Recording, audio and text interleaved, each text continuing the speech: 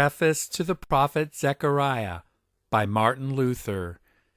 This prophet lived after the Babylonian captivity, and with his comrade Haggai helped to rebuild the temple and bring the scattered people together again, so that government and order might again be set up in the land. He is in truth one of the most comforting of the prophets, for he brings forward many lovely and comforting visions, and gives many kindly words, in order to encourage and strengthen the troubled and scattered people to set up the building and the government, in spite of the great and various resistance which they had endured. He does this down to the 5th chapter. In the 5th chapter, under the vision of the letter and the ephah, he prophesies of the false teachers who are afterwards to come among the Jewish people, and who will deny Christ, and this still applies to the Jews at the present day.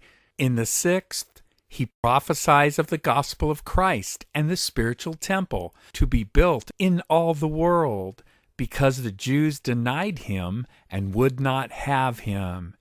In the 7th and 8th, a question arises, which the prophet answers, encouraging and exhorting them once more to build the temple and establish the government. And with this, he concludes the prophecy about the rebuilding in his time.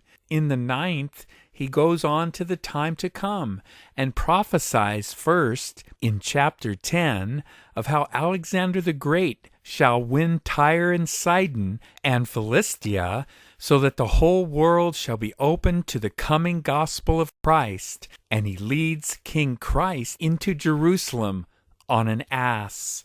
In the 11th, however, he prophesies that Christ shall be sold by the Jews for 30 pieces of silver, for which cause he will leave them, so that Jerusalem shall finally be destroyed, and the Jews be hardened in their error and dispersed, and thus the gospel and the kingdom of Christ come to the Gentiles after the sufferings of Christ, in which he, as the shepherd, shall be smitten, and the apostles, as the sheep, be scattered.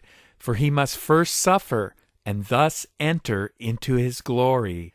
In the last chapter, when he has destroyed Jerusalem, he abolishes the Levitical priesthood with its organization and vessels and festivals, and says, all spiritual offices shall be common for the service of God, and shall not belong to the tribe of Levi only.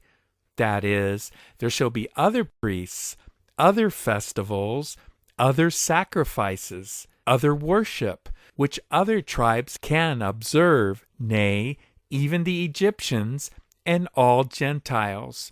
That means that the Old Testament is to be abolished and taken away.